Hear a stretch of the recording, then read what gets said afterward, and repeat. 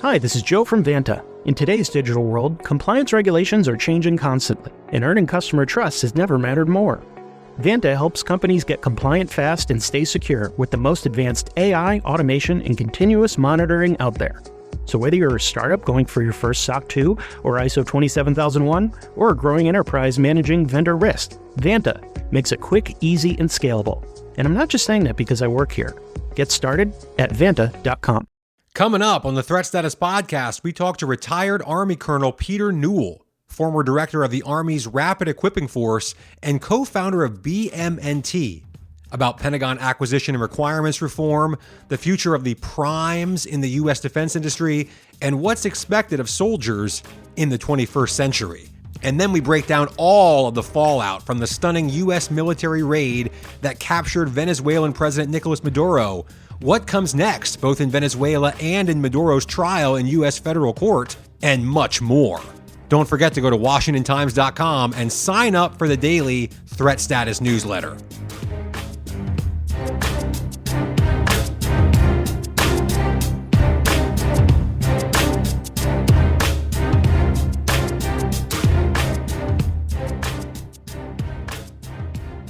Hello and welcome to the Threat Status Podcast. I'm your host, Ben Wolfgang, national security correspondent at the Washington Times. I'm joined, as always, by my esteemed co-host, Guy Taylor, the national security editor here at the Times. A lot has happened in the past week since our first episode of 2026, to say the least here. And coming up this week, we do have a great conversation with Peter Newell, the former director of the Army's Rapid Equipping Force and co-founder of BMNT, all about Pentagon acquisition and requirements reform, which has been very much in the news. I'll get into that more later, as we will with Peter Newell coming up later in the show. But Guy, before we get there, first things first, as always, what's on your radar right now? Thanks, Ben. It's great to be here for another episode. There's a lot on my radar. Let's start with the U.S. military raid on Venezuela that captured Venezuelan President Nicolas Maduro on January 3rd. I want to remind our listeners off the top that you and I actually just produced an in-depth video discussion on what comes next, the uncertainties about whether the Trump administration really has influence over the post-Maduro government in Caracas, which is now headed by Maduro's own former vice president, Delcy Rodriguez, and the risk of Venezuela facing an internal security and economic meltdown that just creates a foreign policy mess for the United States, or could actually be a successful dynamic where what President Trump and his top advisors are saying actually comes to fruition, and that the U.S. Rebuilds Venezuela's oil capacity in a way that leads to economic prosperity. Tons of questions that we get into in that video. People can find it on the threat status pages easily on the Washington Times website. I also want to say I reported, Ben, from Venezuela 20 years ago, back when Hugo Chavez was in power. And I actually met Chavez during that reporting trip. I was there with backing at the time from the Pulitzer Center on crisis reporting. And I could tell you from my experience back then that the prospect of an internal security meltdown was real then. And it's only gotten more real in the 2 decades since. So the video you and I just produced dives into some of that. But for this podcast, I want to highlight just a couple of other things that have caught my eye in recent days. The first is the revelation that the CIA had teams on the ground inside Venezuela as far back as September working on this operation, how it would go down, who in Maduro's inner circle would allow it or facilitate it. Another thing is the way that when the raid actually happened, it showed the U.S. military's capability for what's called Mission SEAD, which stands for Suppression of Enemy Air Defenses. I bring this up because it's a capability that would be critical for any future raid like this.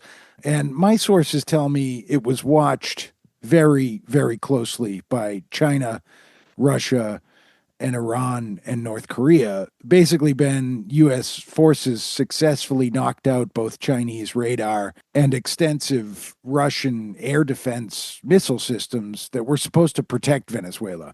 Our own threat status correspondent Bill Gertz reports that China had sold Venezuela the JY-27A radar system. It's a system that Beijing has claimed is capable of detecting low observable aircraft.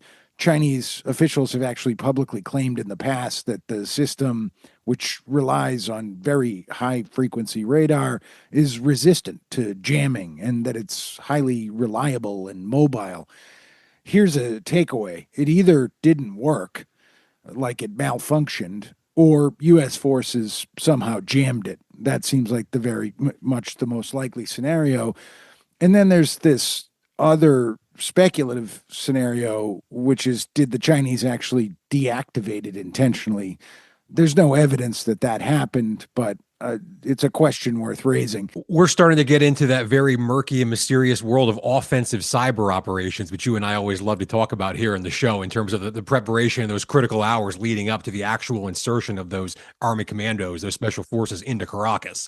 Well, speaking of those critical hours, it's also eye-opening that a delegation of Chinese officials was on the ground in Caracas when the U.S. raid happened. They were there actually meeting with Maduro hours before U.S. forces came swooping in and captured him. Some are speculating that the presence of the Chinese delegation may have factored into the Pentagon's calculus on launching the raid on January 3rd. You know, while the chairman of the Joint Chiefs of Staff, Dan Kane, has said that it was weather conditions that were basically the biggest deciding factor behind the exact timing of the raid. Some speculate there was concern among U.S. military and intelligence officials that the Chinese delegation may have had intel on the U.S. operation and may have warned Maduro about it. Again, Ben, I don't have proof of that, but it's something sources are speculating on. Finally, there's a lot of debate about how Chinese intelligence and Russian intelligence are analyzing the implications of the U.S. raid.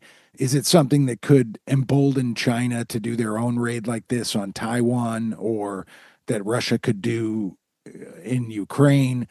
Or is it something that sent a powerful message to Beijing and Moscow, and really also to Iran, that they should be wary of this U.S. capability to carry out raids like this in 2026? I think the answer is most likely some combination of both of those things are at play. We're tracking all of it in the Daily Threat Status newsletter, Ben.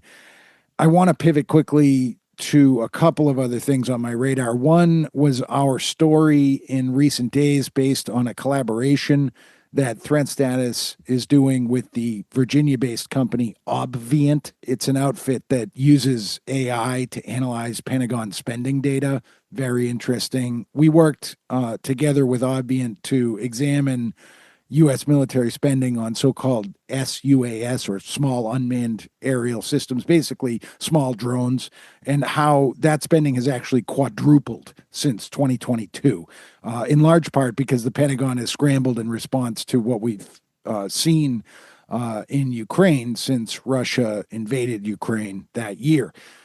Small drones, often using commercially available off-the-shelf technology rigged with explosive, have played a dominant role in the Ukraine war. So the recently passed U.S. NDAA, or National Defense Authorization Act, earmarked some $1.7 billion for the U.S. military to spend on SUAS in the coming year. That's a significant jump from the just $398 million spent back in 2022. I hope people will go check out that story because it gets into detail of which companies are getting the money. Finally, Ben, we are closely tracking the clash between the Trump administration and Western Europe over Greenland. President Trump has ramped up his rhetoric in recent days about his desire to bring Greenland's untapped mineral wealth under U.S. control as a strategic counterweight to Russia and China. This is not sitting well with NATO allies. The leaders of France, Germany, Denmark, Italy, Spain Poland, and the UK said in a joint statement this past week that U.S. domination of Greenland would be unacceptable, and that actually NATO should collectively be responsible for ensuring the autonomous island's security. Greenland right now has its defense and foreign policy largely governed by Denmark. It's not an independent member of NATO, but it feels like NATO's European members are serious about pushing back at Trump over this.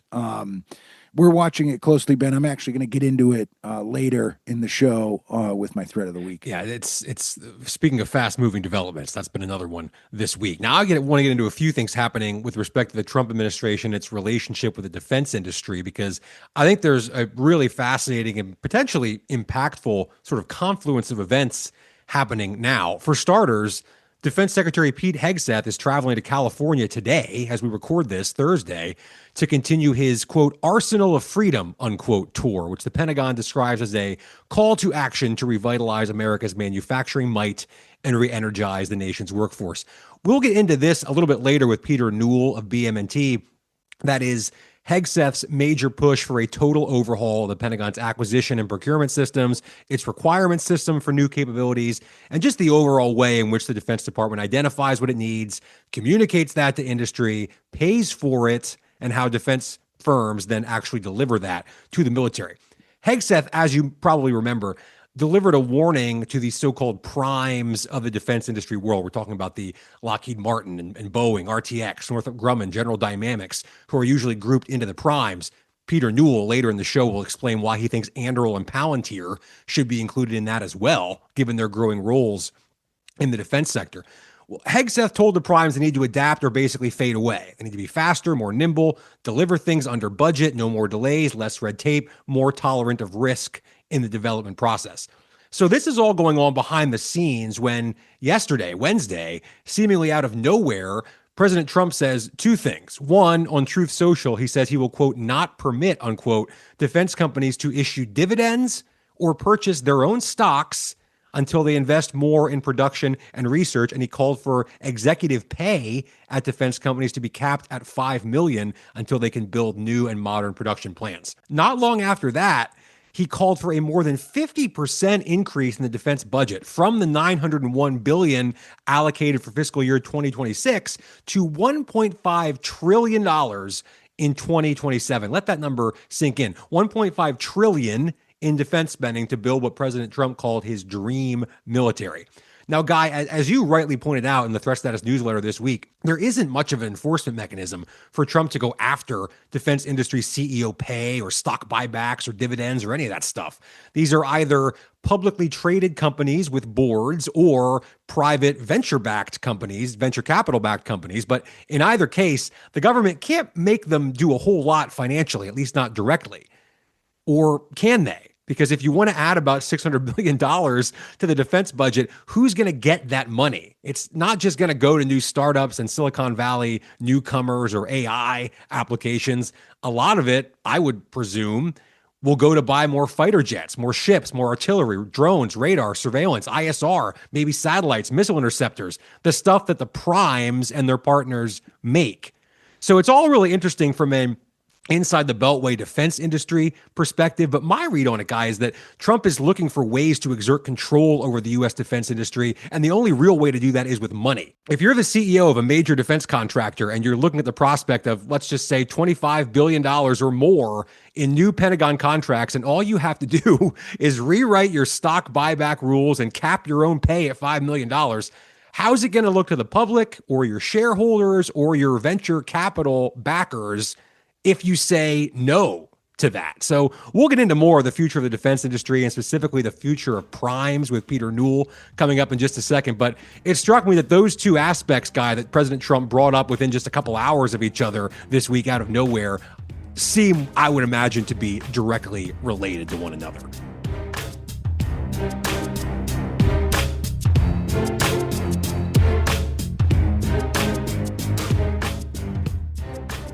And we are joined now by Peter Newell, a retired U.S. Army colonel, served more than 3 decades, and is the former director of the Army's Rapid Equipping Force.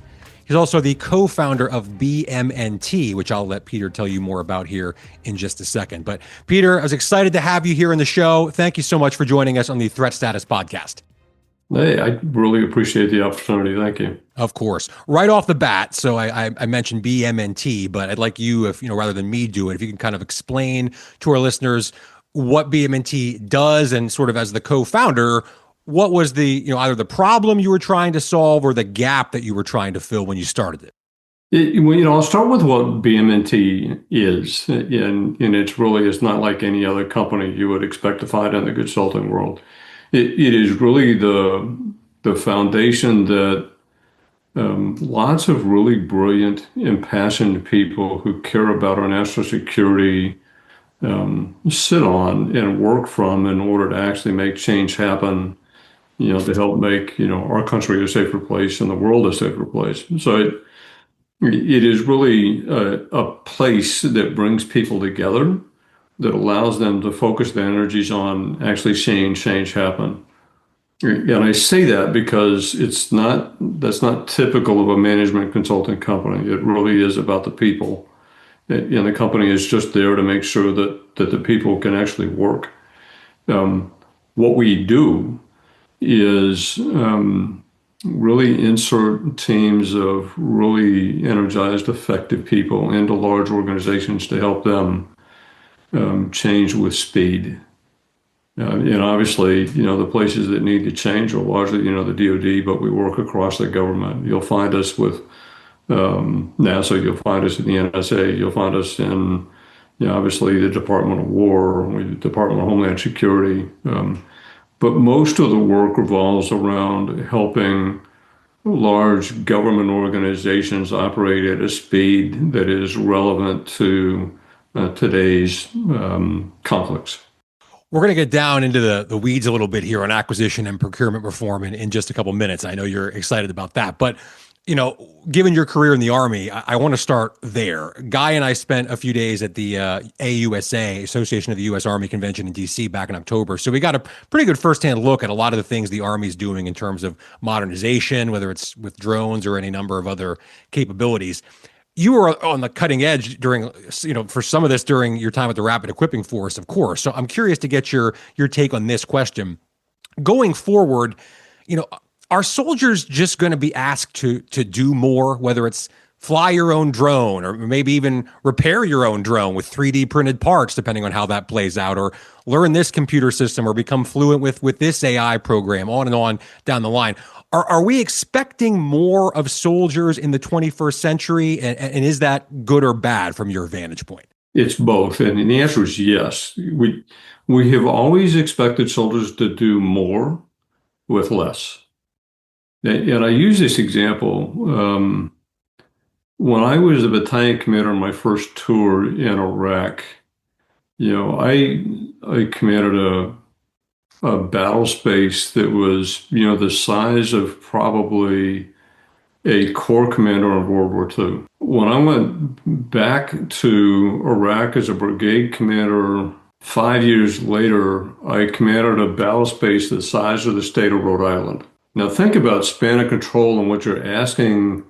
I wasn't dramatically different because I had another year of education stuff, but think about the space that somebody now has to occupy and the number of things can go wrong in that space. And what you're asking essentially the same size organization to do now versus what they were doing 50 years ago. The range of our weapon systems, a tank back in, World War II, was lucky if it got a 500-meter shot. Now they're shooting things 2.5, 3 miles away. That and, the speed has changed and technology has changed. And now we're dumping all those things on what I would say the tip of the spear with that infantry squad is, who now has to deal with more inputs faster than ever before, but still has to do those basic things like shoot rifles, in a 25-meter fight inside a city. So we did not unburden them with anything. We just kept putting things on them. And I think that's the part we have to get across to people is the cognitive load on the battlefield now is dramatically different than it was at any time in the past. Right. Right. One more specifically about the Army before Guy jumps in here and we get into some acquisition reform. I'm curious if you can kind of give us the insider's perspective on tensions that exist inside a service when it comes to breaking the status quo and doing new things in the Pentagon. I just did a lot of reporting a couple weeks ago on the Replicator program, the initiative to field thousands of small drones. And one of my biggest takeaways from that was that I heard from both government officials and private industry leaders that some folks in the services, particularly the acquisition side of the services, were often the ones who were most skeptical, to put it lightly, about a program like Replicator. Did you experience that dynamic? Are we just talking about a fear of the unknown or an unwillingness to take chances? I know there's this sort of this amorphous concept of institutional resistance or bureaucracy in the Pentagon, but what does that actually look like behind the scenes? How does it manifest itself when there's a specific initiative trying to get off the ground that does change the status quo? So the inertia is against change. And it's not that there are bad people, but you think about the Department of Defense or the Department of War and the people inside it, they rotate out of jobs every 2 or 3 years. It's not like industry where, I've been the CEO of BMNT for coming up on 16 years. I've had the same job for 16 years. You don't get that kind of consistency out of the Pentagon. So if you want change to happen, it goes in this cycle of, we make a lot of progress and then a whole new team comes in and we lose all that progress and we start over again. So the game is set in favor of the status quo.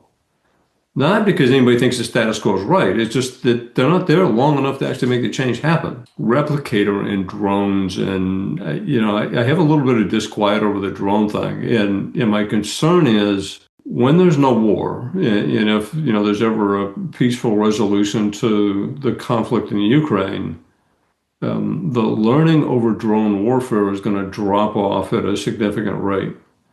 Because there's no mass conflict out there where we're testing and learning and doing things. Quite frankly, being at war is the best proving testing ground for technology there ever is. When we don't have that demand signal anymore, it's going to be really hard to defend buying drones in mass because we won't be consuming them in mass, which affects commercial companies' ability to build drones in mass because the factories don't have the volumes of orders that they need to do things. That has a cascading effect in the entire supply chain. My bet is those companies that have figured out more markets than just the Department of War will be the long-term survivors. Peter, it's Guy Taylor. I want to just keep going and ask you, is Hegseth actually shaking up this status quo that you talked about a minute ago, or is what we're seeing now kind of just rearranging and renaming stuff, inventing new acronyms? He is opened the door for the status quo to get shook up. But writing policy doesn't actually make it happen. It takes people to do that. You're going to see both. You're going to see highly energized organizations that are led by people who want to affect change.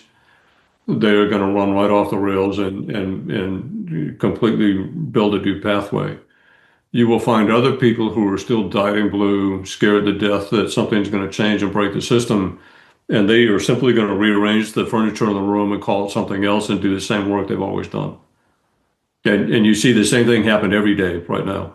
Well, I want to ask you about last year. Actually, it was back in August. It was a little bit before Secretary Hegseth's big speech outlining his acquisition reform initiative. You wrote a piece for Defense One about the Pentagon's Joint Capabilities Integration and Development System, JCIDS, which is now being canceled. This is the system meant to sort of centralize the specific requirements and other metrics for military acquisition efforts. We've talked to a lot of people across industry who were really actually unhappy with how JCIDS worked. I think you're one of those people, and who said, it was too slow, it was too bureaucratic.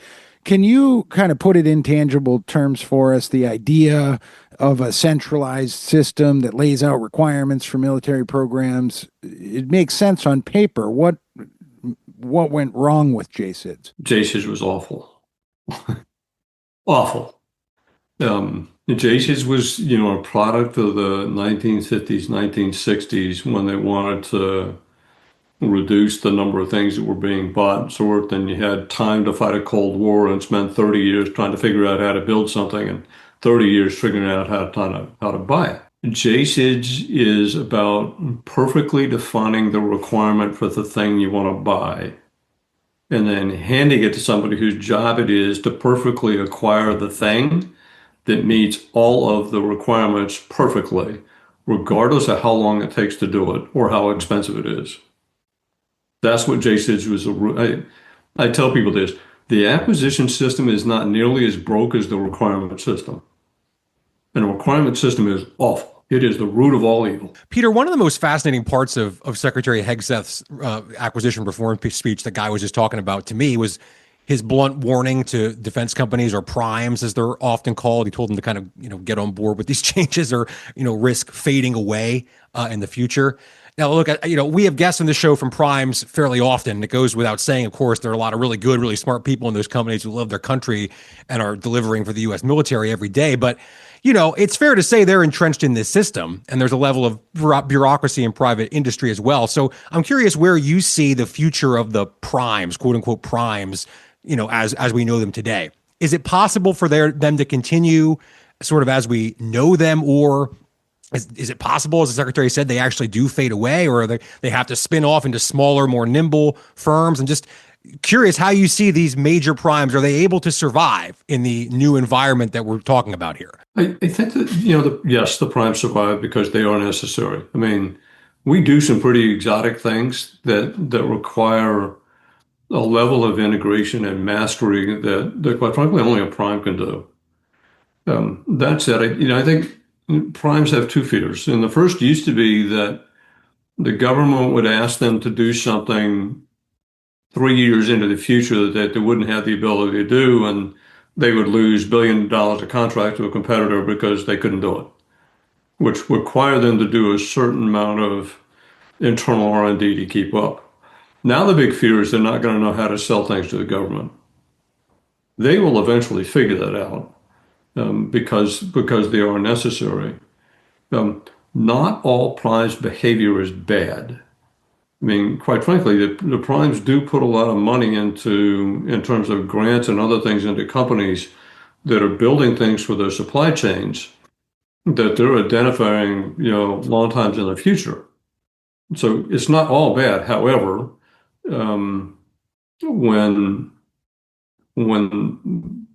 primes are using their capacity and lobbying power to ensure that nothing changes, then we start to have a problem. So we need that competitive space out there, but at the same time, that they're still necessary for primes to do what they do. So it's not there is no place anywhere in this dialogue where it's all one thing or all another. There's a lot of middle ground. Peter, I want to ask you about this debate that's going on over, really, I think it's between primes and upstart companies or the disruptors. It's about open architecture or open source tech versus right to repair or more proprietary intellectual property approaches to solving problems for the services. There's this sense that the new disruptor companies, Anduril, Palantir, a host of others, want open source approaches to solving problems like next generation command and control, while primes maybe are more guarded. They want more of a proprietary approach. It's not true for everybody, and I know that this is a touchy issue for some of our listeners. What do you make of this debate and how it should play out? The first thing I'll say is I view Anduril and Palantir as primes. They are venture-backed primes versus publicly owned primes, but the size and scope of what they do is in prime territory. So they're primes. The open architecture versus right to repair, and I'll start with the right repair because I have off and on worked with the Navy and the Army multiple times over this ability to print parts and things to do repair forward. And it is always run into, you can't do that because the IP belongs to the prime, and if it's going to get done, it needs to be their thing. I get why that is, but if the contract that prime has locks us into something for the next 20 years, and conditions change, we should be able to change that contract to keep up with the speed of the change. And I tell this story, and I don't know who it was. I think it was Brand Ferrin. We were in California having a conversation. He said, I was working with GM. Well, I think it was GM. Maybe it was Ford. And he literally designed a fiber optic wiring harness for a car that dropped like 600 pounds from the weight of a vehicle. And he brought the executives in, and they all said an ooh and ah, and some engineer walked in and said, "That's really cool. We can't do it." I said, "Why not?"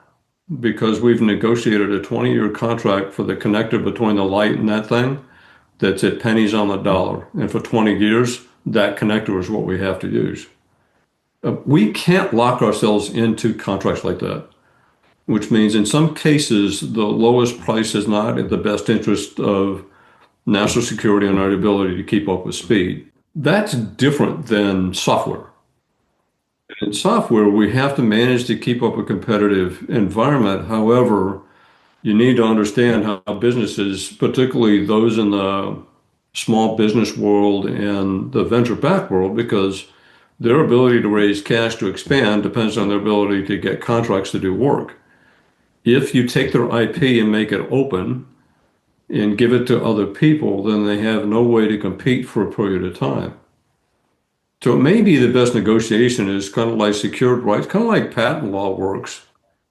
For the longest time, Apple owned, the patent for using your finger on a screen and doing something. Now, God, everybody has it because 20 years went away and that IP is now open and free to the world. I'm not saying doing it for 20 years, but I think there's a negotiation and that says, you prime will have this contract for X number of years. And after that, we're going to open source all of it. And we're going to get the best competitive thing that we can possibly get. That's my rather amateur view of the conflict and how they ought to be adjudicated. Peter Newell of BMNT. Thank you so much for coming on the Threat Starters podcast. Really enjoyed that. I appreciate it, guys. Thank you.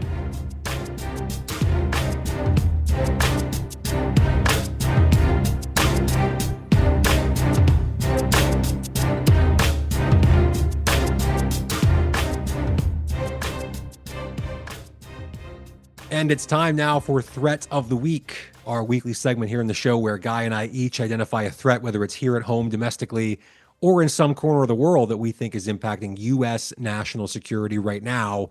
This week, as you all listen to the show, my threat of the week, Guy, is the potential chain reaction that the raid and subsequent federal charges against Nicolas Maduro could set off. Now, we should say up front here, it's not all that uncommon for a country, in this case the US, to charge foreign nationals, individuals in other countries with crimes. We've done that plenty of times. Terrorism related, hackers linked to China, Russia, espionage, all kinds of cases throughout the decades. And it's also not that uncommon for heads of state to get charged in one capacity or another. The International Criminal Court issued arrest warrants for Israeli Prime Minister Benjamin Netanyahu for alleged war crimes committed in the Gaza Strip. The ICC's also charged Russian President Putin in connection with the war in Ukraine. Iran has issued criminal charges against President Trump for the killing in 2020 of Iranian General Qasem Soleimani. So this kind of thing happens, but what doesn't often happen is a foreign nation going actually to get the head of state and bring them back to face the charges, which is what happened with Maduro. And I do worry, Guy, that if this could set off sort of a mad scramble where we start seeing these charges flying all over the place between countries with any kind of dispute, whether they be military, financial, maybe even personal, and that could create at least a lot more tension between countries. It could make some leaders reluctant to travel, more reluctant to travel to certain parts of the world out of fear they could be picked up and arrested. And at the end of the day, I just think it could potentially be another wrench sort of thrown into the gears of normal functioning global diplomacy at a time when we really can't afford that. And that's why it's my threat of the week. Interesting, Ben. My threat of the week is that the Trump administration's desire to exert U.S. dominance and really just control over Greenland is going to create a major diplomatic rift within NATO, and that Russia and China are poised to try and exploit that rift. Greenland is an Arctic island. It's in a strategic location in the North Atlantic that has made it a target for Europe, Russia, China, and the U.S. Mr. Trump's new special envoy to Greenland, Jeff Landry, has said his mission is to make Greenland, quote, part of the U.S., end quote. This is going to be coming to a head, Ben. It's certainly a good question as to whether the Trump administration has the diplomatic bandwidth to create a united front with NATO and Europe to get what it wants here, which is basically to exclude Russia and China from having influence or conducting mining and military activity in Greenland. My threat of the week is that the risks are real, that European and NATO leaders are going to take a stand on this in ways that have implications elsewhere, such as the need for U.S., European, NATO unity right now on backing Ukraine. And really that China and Russia will exploit the issue to sow anti-U.S. antipathy in the European media space. Yeah, speaking of things that could throw a wrench into global diplomacy, this is certainly another one of those. So thanks for that. A huge thanks to Peter Newell from BMNT for that good conversation about Pentagon acquisition reform and where the industry goes from here. And of course, thanks to all of you, our listeners. Please go ahead, hit that subscribe button, share with all of your friends, and Guy and I will be back next week on the Threat Status Podcast.